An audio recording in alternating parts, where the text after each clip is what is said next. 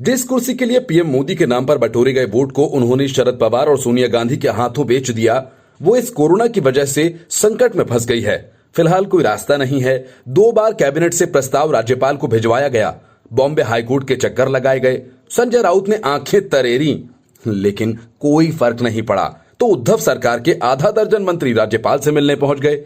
अजीत पवार, जयंत पाटिल, एकनाथ शिंदे, अनिल परब, बाला साहेब थोराट और असलम शेख राज्यपाल के दरबार में हाजिरी लगाने पहुंचे, लेकिन राज्यपाल ने इन्हें भी बेरंग वापस भेज दिया। उद्धव सरकार के एक मंत्री का कहना है कि कोश्यारी ने हमारी बात सुनी, लेकिन उनका रवैया टाल मटोल वाला रहा, इसलिए हमें नहीं पता कि वो हमारी याचिका को स्वीकार करेंगे या नहीं।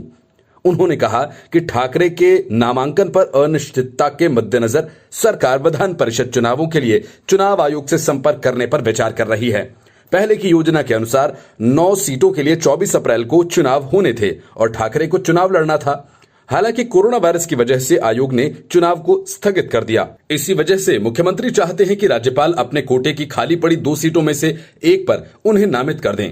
कैबिनेट ने 9 अप्रैल को राजभवन में उनके नामांकन के लिए एक प्रस्ताव प्रस्तुत किया था, लेकिन हाल ही में ये बताया गया कि तकनीकी आधार पर उनकी याचिका पर कोई निर्णय नहीं लिया गया है, जिसके बाद कैबिनेट ने फिर नए सिरे से प्रस्ताव पारित किया, जिसमें आयोग को जल्द से जल्द या 20 मई से पहले राज्य में परिषद के चुनाव कराने के लिए कहा गया है।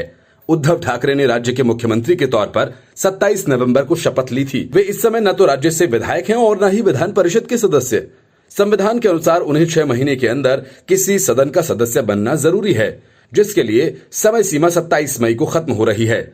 जनवरी 2020 में विधान परिषद की 2 सीटों के लिए चुनाव भी हुए, लेकिन उद्धव ठाकरे ने चुनाव नहीं लड़ा। 24 मार्च को विधान परिषद के लिए धुले नांदुरबार सीट पर चुनाव होना था। 24 अप्रैल को विधान परिषद की 9 और सीटें खाली हो गई हैं। उद्धव ठाकरे ने उम्मीद लगाई थी कि वो इनमें से किसी एक सीट से चुनाव जीत जाएंगे और मुख्यमंत्री बने रहेंगे। इसी बीच कोरोना वायरस ने सारा गणित बिगाड़ दिया। इन 10 सीटों पर चुनाव टाल दिए गए हैं। Bureau report, news of India.